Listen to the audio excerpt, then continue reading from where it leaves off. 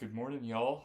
Hopefully y'all are doing good on this Friday evening. I was originally going to do this video yesterday, but I ran into, let's just say, a little bit of a fraud slash scam situation. Kind of sidelined some stuff, but we keep on moving. We keep on moving here. We are doing UFC 316, Dvalishvili versus O'Malley 2. Takes place at the Prudential Center in Newark, New Jersey. 13 fights, and all of them look pretty good. But almost every fight looks pretty good. I'm feeling this card so far. Yeah, let's get into it. Our first fight of the night is Markel Medeiros versus Mark Choinsky. All right. I'm gonna have. Oh gosh, words. I'm going to go ahead and go with Markel Medeiros, man, because he's kind of shown himself to be a bit experienced. His last fight was against Austin Hubbard, who was one of those tough guys, the Ultimate Fighter.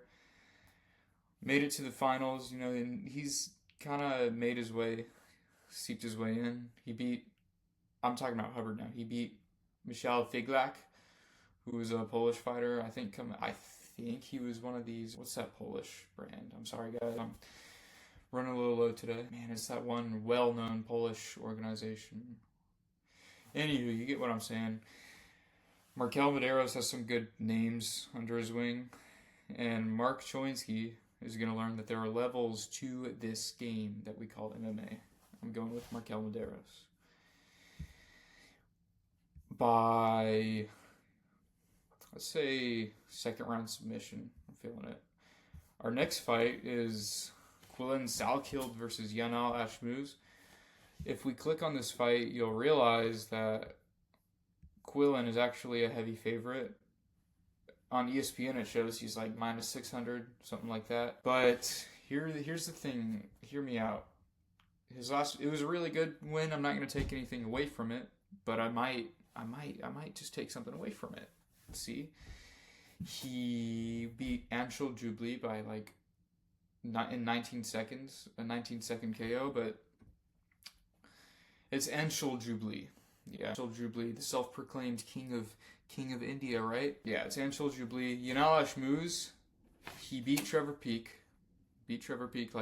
just dominated him, and then beforehand knocked out Sam. Sam Patterson wipes the floor with everybody, including, man, my mom. I'm sorry, guys. I'm a little dehydrated right now. What's this guy's name that he beat? He beat an undefeated guy recently.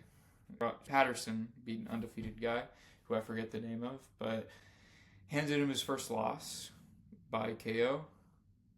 Yanal Ashmuz gave him a KO. I've got to go with Yanal, man. It's simple, really, and it's a really good pick, too. If any of y'all are into betting, I recommend y'all go with Yanal. Just a little common knowledge from MMA. I'm going to choose Yanal, man. And also, Quillan isn't really prone to losses. He lost, I think, a little more than a year ago, but fairly recently. I'm going to go with Yanal. Up next, we got Ju Sang-yu and Jeka Sergey. This all goes back, man. This all goes back to Anshul Jubli, right here. Anshul Jubli and Weston Wilson. It's not looking good for Jeka Sergey, although he did have a win over Lucas Alexander, right? Lucas Alexander is decent. I said that in my last video, but I'm gonna go with Ju Sang-yu by KO. Ju Sang-yu is really good himself. Watch some of his fights; they're really good. Up next, we're gonna kind of move a little fast on this one. All right, we're gonna kind of move a little fast on these ones. Ariane Lipski da Silva versus Kong Wang. Ariane's really tough. She's an anomaly herself, and she's going against Kong Wang, who lost. I mean, she's coming off of a win, right? She's coming off of a win over Bruna Brazil, which is really good. Bruna Brazil is a fighting nerd, but I don't mind that. But you've got Ariane Silva Lipski. If you look at her record right here, 17-10. That's not really good. I mean, she has looked really good to the point where let's kind of like question, if Kong Wang's gonna get this. Kong Wang lost to Gabriela Fernandez. Like that's basically saying she lost to just a fighter. Like she lost to just a regular unranked fighter. But Ariane Linsky da Silva, I don't really see much going for her in this one. I'm going to go with Kong Wang. By round... No. I'm going to say she wins by unanimous decision. This is a jump up for her, okay? It's not going to be that easy to just knock her out like she's been doing, okay? Not going to be able to just finish her like she has throughout her record. We got Chaos Williams versus Andreas Gustafsson. I'm going to go ahead and go with Chaos Williams, right? A lot of people are riding Andreas Gustafsson's boat, if you'll call it, which I'm not opposed to. I was riding his boat last week when I covered him. He was supposed to fight Trevin Giles. That ended up not happening because Trevin Giles fell in the restroom during weight cuts. Hopefully Trevin Giles gets better, but this is a big jump up. This is definitely a big jump for him. Definitely a big jump. Chaos Williams is very experienced. He has really good knockout power and utilizes it very well throughout his fights. And, I think Andreas might do well in the clinch situation. He has a really entertaining clinch fighting style. But, see, here's the thing. I think Chaos, he's going to engage in a clinch with Chaos, and he's going to be like, yeah, okay, this is going pretty well for me. But Chaos is then going to put him in a tight guillotine choke, okay? Put him in a tight guillotine. He's going to lock in that tight guillotine, and Andreas is going to be like, oh, shit, this guy's a UFC caliber fighter. I'm going to go with Chaos Williams. Up next, a heavyweight fight. Okay. We all love a good heavyweight, top 10 heavyweight fight, right? We got Sergey Spivak versus Waldo Cortez Acosta. Originally, I was actually thinking Waldo Cortez Acosta is going to get it done, man. I thought he could get it done, but then you remember Sergey Spivak, right? Went against a literal, probably the best blob in the UFC. What's his name? Marcin Tybura. Went against the best blob, went against the best overweight fighter. If y'all are wondering who Marcin Tybura is, he's just a blob, a blob of no muscle. Let's put it that way. Just a blob of just lacking complete muscle. Still manages to rack up good wins, but when you saw what Sergey Spivak did to Marcin Tybura, I don't really think Waldo has anything on Sergey. I think Sergey, probably the best judo in the UFC. He's going to do a good judo hip toss and have his way with Waldo. And will work his way to a submission, man. I'm going to go with Sergey Spivak by round 1 decision. Or, I'm sorry, y'all. Round 1 submission. I haven't drank enough water. I'm tripping on my words here. I don't got enough energy to edit any of this right now. We're going to go with Sergey Spivak by round 1 submission over Waldo Cortez Acosta. Up next, we got Azamat Murzakanov versus Brindison Ribeiro. Come on, y'all. Don't play with me on this one. First off, I don't know what the hell Sean Shelby was thinking putting this one out of all possible matchups against Azamat. Alright, he was supposed to fight Johnny Walker originally. That fight, and I don't know, Johnny Walker tripped on a wire or something. That ended up getting canceled. Well, I don't know. The stories I've read are that he wants a main event in August or something. That's kind of, why, Johnny? Just why? Why have you done this? I don't know why they managed to put Brindison Ribeiro out of all available matchups in front of Azamat, right? I refuse to believe that everybody's scared to fight Azamat to the point where nobody would step up. It's crazy. It's absolutely crazy.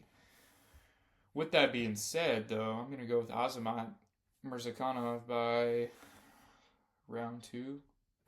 KO/TKO, give or take. But the reason I say round 2 is because he doesn't look perfect most of the time. He's shown to be a little lackey. But I just don't see anything that Bredesen has on him, right?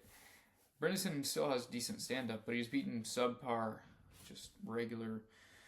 I mean, not even really regular, just like kind of like bad light heavyweights, like Caio Machado. Like that doesn't strike me as like a really emphatic, like definitive win. I mean, it was a split decision too. And then after that, he did have a good win over Dr. Urzo, who was one of those good contender series guys. But I'm gonna go with Azamat. It's just logical. A lot of power, and then whenever he wins this fight by KO, y'all gotta get him up there against. Y'all gotta get him up there against like a Volkan Oezdemir kind of thing, like, or even what's a better matchup? Y'all could even give him Carlos Ulberg for all I care. Oh my God, guys, it's killing me. Y'all could give him Carlos Ulberg for all I care, and I think that would be an appropriate matchup for him. He's 36. I don't think he has a lot of time to really shine. He needs to start getting going, man. I'm going to go with Azamat Murzakanov. Up next, we got Bruno Silva versus Joshua Van. Joshy Van, man. Joshy Van. I'm going with Joshua Van, obviously. Bruno Silva, I used to think this guy, I honestly thought Bruno Silva was going to beat Manel Kape. I'm just being honest. I thought he was going to beat Manel Kape, but turned out Bruno Silva's a wuss. Bruno Silva's a wuss. He picks his shots pretty carefully, but other than that, I don't think he's really going to pick it carefully enough, if that makes sense. Josh Van is going to outstrike him. He's going to obviously defend all of his takedowns. Joshua Van has top 3 takedown defense in the entire roster, all right? I know Josh Van had a loss against Charles Johnson, but Charles Johnson, on any given day, Charles Johnson was already active enough last year, and that was a very short notice fight, right? That was a short notice fight. He didn't really have the time to materialize or condition himself well for the type of a fight like that. I'm going to go ahead and go with Joshua Van I'm going to go with decision. And it's going to be this is my prediction for fight of the night, by the way. This is going to be the fight of the night right here. He's going to win by decision, 30-27 type of deal. They're both going to be swinging, but Joshua Van's going to be the more accurate fighter in this one. Sorry. We're in the main card now, boys. We got and girls, obviously. We're in the main card now. We got Vicente Luque versus Kevin Holland. Ooh, this one's so tough. This one's tough. I mean, this one was tough and tough. Kevin Holland, man, how many chances are they going to give him? How many chances are they going to give him in this one? Vicente Luque might, this is a very different Vicente Luque that's been fighting, the war-hungry Vicente Luque who could take a shot. This is a very different one than that we saw about 5 years ago. He suffered that brain bleed. This is brain bleed Vicente. Ended up losing to a very winnable version of Buckley, his last loss out. And then he beat Timba Garembo in about, how many seconds was that? 49 seconds. First round stoppage of Timba. He knocked him down with a really gnarly right hook, if I remember, and then put him in a Darce choke. They don't call him the Darce Knight for nothing, man. But it's Timba. It's Timba Garembo, right? It's Timba. How good could you look against Themba Gorimbo. I know a lot of people that can. My grandma can, for Christ. And then you got Kevin Holland, who's, they're giving him a lot of chances. Each time he gets a win, they're just going to keep on giving him a better fight, or a more tougher fight. He fought a really good fight against Gunnar Nelson, Gramps Gunnar Nelson.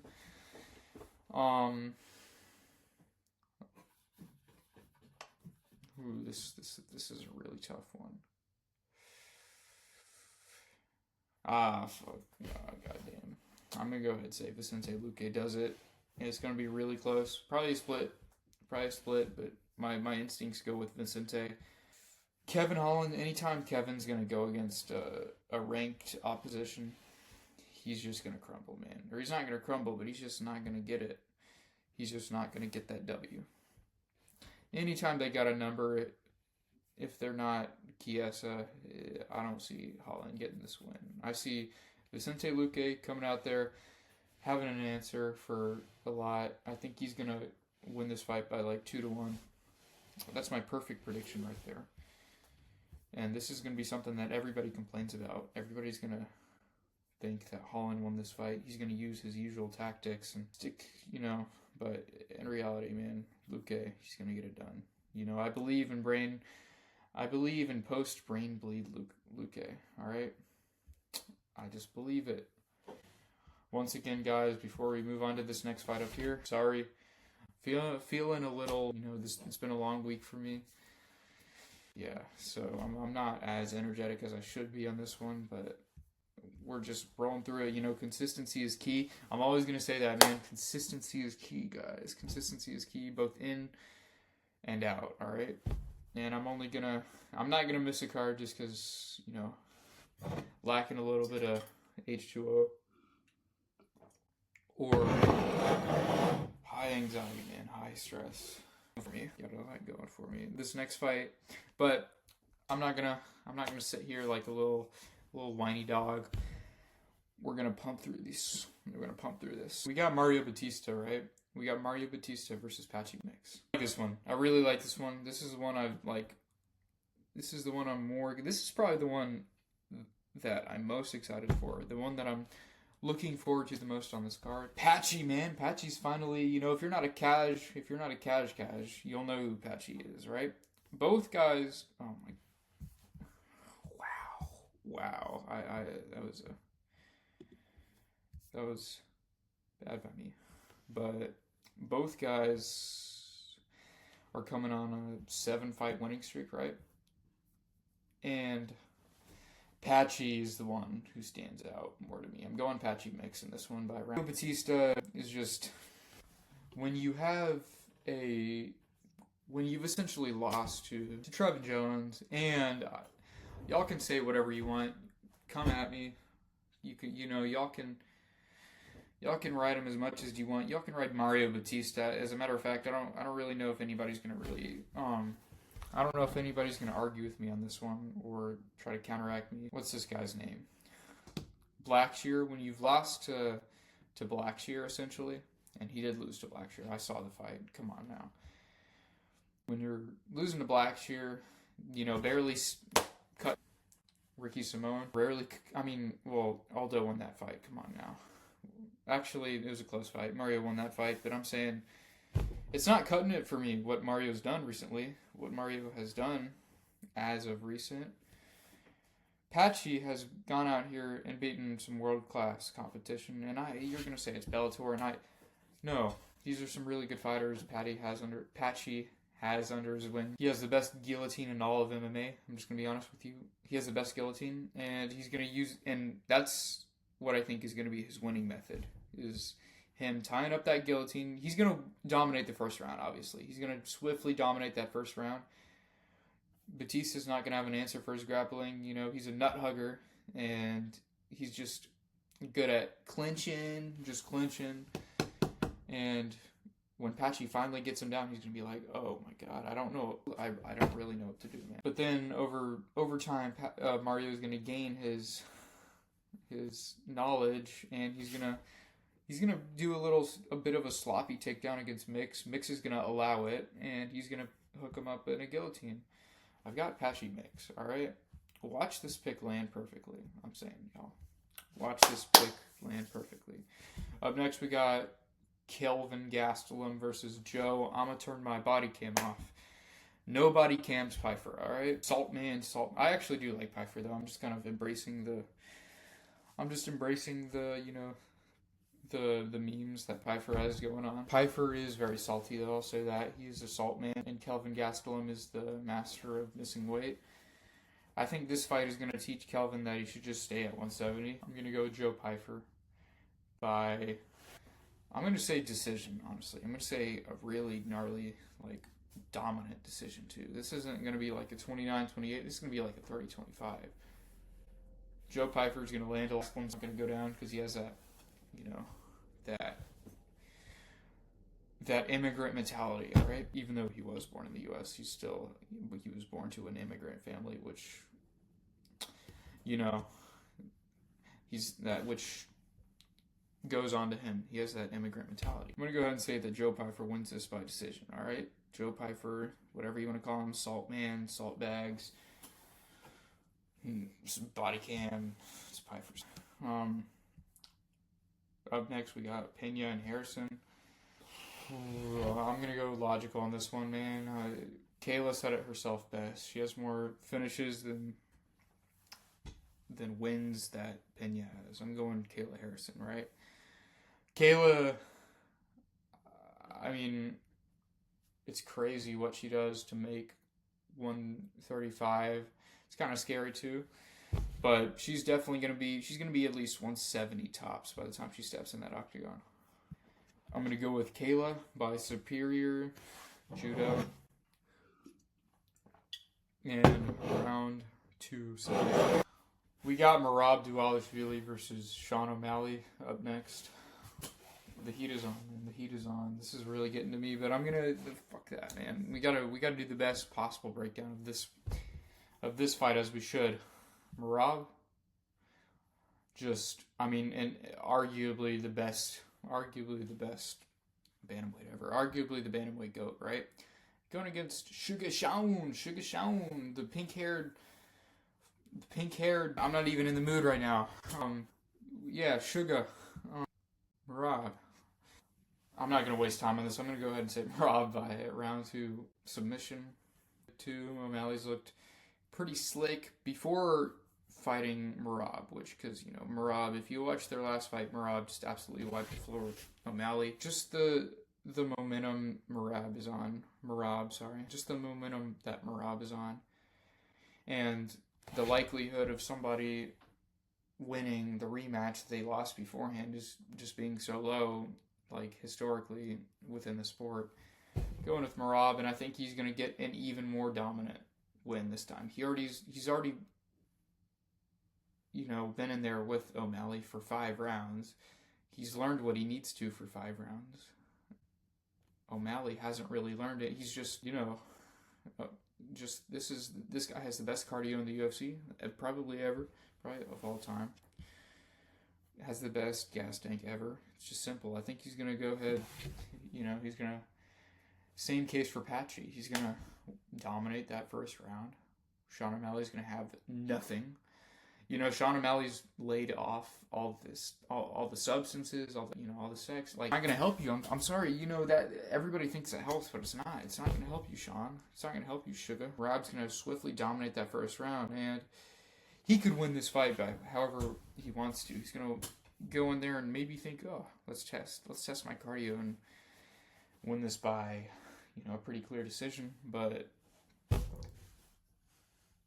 Merab, he can win it. He's listened. He's listened to the masses. He's listened to the MMA universe, man. He's listened to everybody, dog him out about just being a decision machine. That he's finally gonna go in there and be like, nah, fuck that. I'm gonna go ahead and prove y'all wrong and put this guy in a nasty arm triangle choke. I think that's gonna happen. I think that's what's going to happen. But we're going to go ahead and wrap it up there, guys. I'm I'm just not feeling it right now. Yeah. I don't know. I just not haven't really eaten today.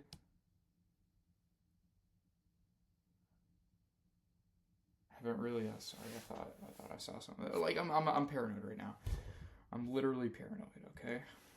It's a good card. It's a really good card. I'm looking forward to watching this card. We're gonna go ahead and disregard this video. I will though. On the other hand, try to live stream some of the cards, or I'll definitely live stream the main. Right. I'll live stream the main event.